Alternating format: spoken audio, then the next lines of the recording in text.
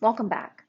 Now we're going to talk about limits approaching infinity and also situations where we may have limits that are infinite. So all of the previous examples we've worked so far, we've talked about as x approaches some finite number, say 2 or -3, right? Any kind of finite number. X approaches some c value. Well, now we're going to look at what happens when x approaches positive infinity or x approaches negative infinity. So x approaching positive or negative infinity here. And the first thing we're going to talk about is the fact that if we are finding the limit as x approaches positive or negative infinity of something that is 1 over x to any nth power, as long as it's a positive real number. So we have to say positive because in certain situations when we have -1 here, x to the -1, that could create a problem, right? And essentially we just don't want 1 over x. If we have x to the -1, that is what we're talking about. So regardless, it needs to be a positive value of n. And so the situation here, if we look at 1 over x to any power, it could be 3, it could be 4, it could be 5, any power. And we say, well, let's plug, because remember that's what we do with a limit, is we plug that value in. So I would be saying 1 to the infinity. Now, if this was the power of 2, then we'd have 1 over infinity squared. So if you think about one item and you divide it into infinite pieces, how much of that item are each of those pieces going to be? Or rather, if we say we have one pizza and we have to share it with the entire college, how much pizza are you going to get? And the answer is probably none. So when we look at taking that infinite value here, x approaching infinity, and plugging it in for x, what we see is that that is essentially equal to 0 in most cases, as long as that exponent, that power, is a positive value. When it's negative, it can trip things up. So always just try to rewrite it with a positive value so that you can apply this rule. Okay, so 1 over x raised to any power approaching positive or negative infinity is basically, for all intents and purposes, going to equal 0. Now, how can we find limits at infinity? Well, essentially, it's going to involve us using that strategy. So looking at what we have here, if we have a rational function, f of x is a ratio of two polynomials, polynomial p and polynomial q. All right, that's the definition of a rational function. So if you're dealing with something, let me come over here and say something that is rational, and you want to find the limit as x approaches positive or negative infinity. The rule that we're going to use is to divide all terms in the numerator p of x and the denominator q of x by the highest power of x in the denominator. So divide all terms by the highest power of x in the denominator. What that's going to do is that's going to cause us to have lots of terms that look in the form of 1 over x to some power. At that point, we'll be able to zero out because we know the rule, right? We're given this rule that says the limit as x approaches positive or negative infinity of something in the form of 1 over x to the n is going to equal 0. All right, so let's jump in and do an example. In this problem, we're asked to find a limit, and of course this is a limit to infinity. Notice the argument, the expression here that we're asked to find the limit of is rational. We have a quadratic polynomial divided by a quartic polynomial. This is a rational expression. So we're dealing with a limit to infinity of a rational expression. And the rule that we're going to use here is to divide all terms, all of the terms, we have 4 terms here, 1, 2, 3, 4, 4 terms, by the highest power of x in the denominator. So immediately we look at our denominator. We have 2 terms in the denominator and only one has an x. The highest power of x is x to the 4th. So we're going to divide all terms by x to the 4th. So what does that look like? We're going to have the limit as x approaches infinity of 2x squared divided by x to the 4th minus 1 divided by x to the 4th, all divided by, I've got 3x to the 4th,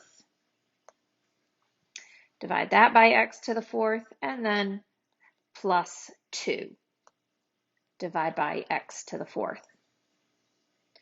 So I've divided all terms by the highest power of x in the denominator. Let's simplify. So that gives me the limit as x approaches infinity. 2x squared over x to the 4th is 2 over x squared minus 1 over x to the 4th divided by 3 plus 2 over x to the 4th. Now, once we're here, we can find the limit, because what we know is that any value divided by x, if we look at infinity, is going to go to 0. What is 2 divided by infinity squared? 2 divided by enormous number goes to 0. And I'll actually write that over here. We'll have 2 over infinity squared. It's going to go to 0.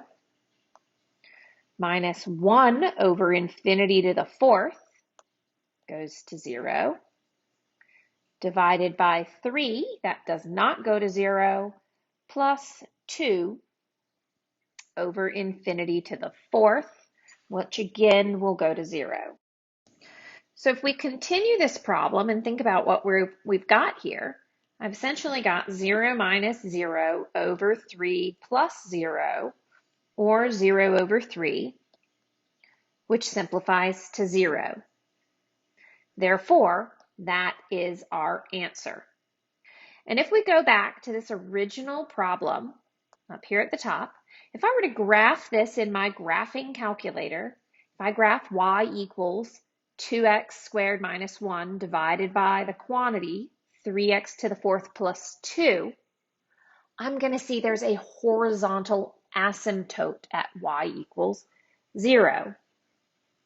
And if we think about that and use either our grapher, our graphing calculator, or we graph it by hand to figure out what it looks like, you'll see that there is essentially a horizontal asymptote. Remember, rational function graphs are sometimes allowed to cross horizontal asymptotes.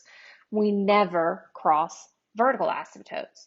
And as x goes to positive infinity forever, as x goes to positive infinity, my y values are going to line up to that asymptote, or they're going to approach 0. The same would go for negative infinity. So if I had to plug negative infinity for all these in, or for all of these terms, they would all 0 out again, and we would still end up with 0 over 3. So if you know your rules also for horizontal asymptotes, you learn those in algebra. If you look at this, if the degree of the numerator is less than the degree of the denominator, then we can say, well, there's a horizontal asymptote at y equals 0. If there's a horizontal asymptote at y equals 0, then we know as the graph gets infinitely larger to the left and right, that graph is going to be asymptotic to the asymptote. It's going to be tending toward it. And that's really how we deal with limits to infinity. So I'm going to do 2 more examples in this video. I don't want it to get too long, but I'm just going to show you how we apply those rules. And if you get the idea, then you can go ahead and move on to the next video. So for the second example in this video, we will solve another limit to infinity. We're doing the limit as x approaches positive infinity for the rational function x squared plus 2x minus 5 divided by 3x squared plus 2. Now, I'm going to give us kind of a thought to think about, or the horizontal asymptotes, because we know our rules. Since the degree of the numerator matches the degree of the denominator, we know there's a horizontal asymptote at the ratio of those coefficients, or we know that there's a horizontal asymptote at y equals 1 over 3. So as x approaches infinity, my y value is going to approach that horizontal asymptote. We're going to see that the limit here is 1/3. Now let's solve that algebraically.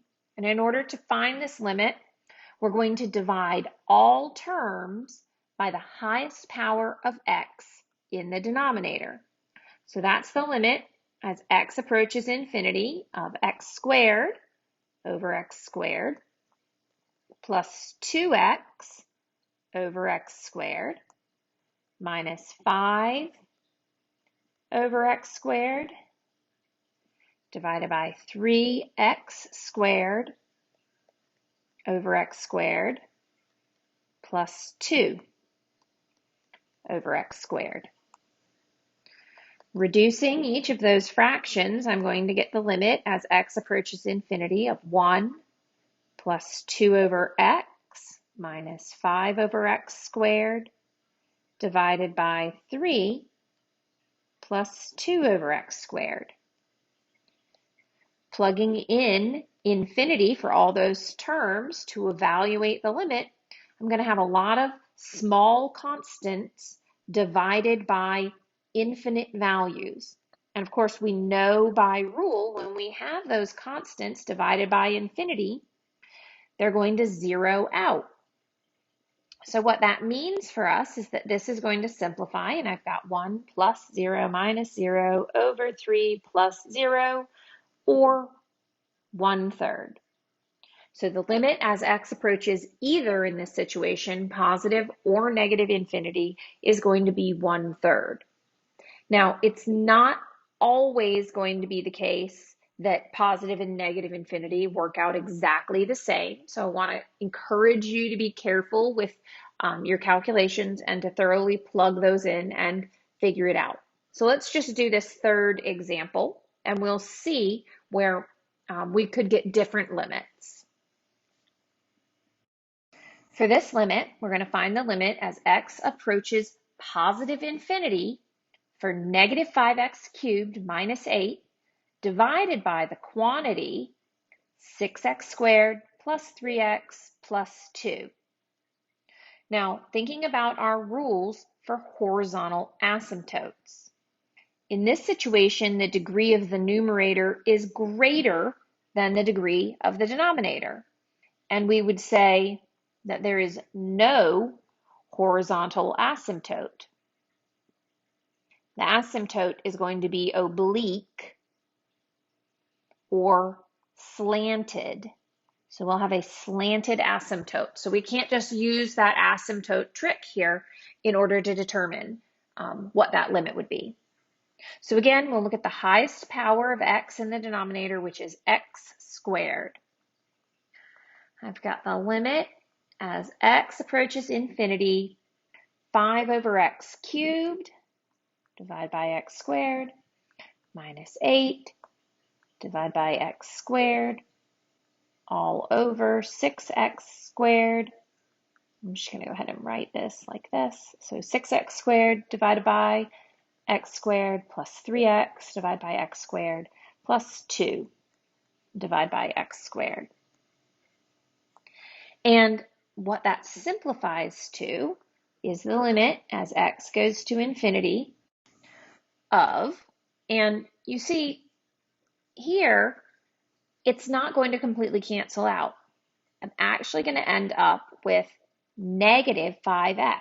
And then I've got minus 8 over x squared over 6 plus 3 over x plus 2 over x squared.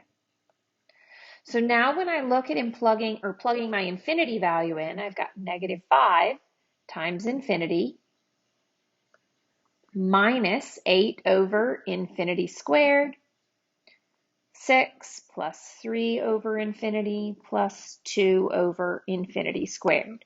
And again, you take some finite number like 8 and you divide it by infinity squared, it's going to turn into 0. So this leaves me with negative 5 times infinity minus 0 over 6 plus 0 plus 0, or negative 5 times infinity over 6. So how do we interpret this? Well, this is negative 5/6, if you want to think about it like that. It says negative 5/6 times infinity. Now, infinity is huge, and if we multiply it by a number, it's still going to be huge. In this case, we're multiplying it by a negative number, so my limit is going to be negative infinity. And of course, if we were to look at the graph, we would see some sort of slanted asymptote, so that as x goes to positive infinity, my y values are going to go down towards negative infinity forever. And so technically, I know we've mentioned this before, technically we say, well, that limit doesn't exist because infinity as a concept is not a number. It's something that doesn't exist. It's something we can think about. But we want to say that we have that infinite direction. So we're going to answer this question as negative infinity. You're not going to answer it as does not exist, even though infinity technically doesn't exist. So I hope that makes sense. I hope you guys feel good or better about these limits to infinity. As always, if you have any questions, please feel free to reach out, send me an email.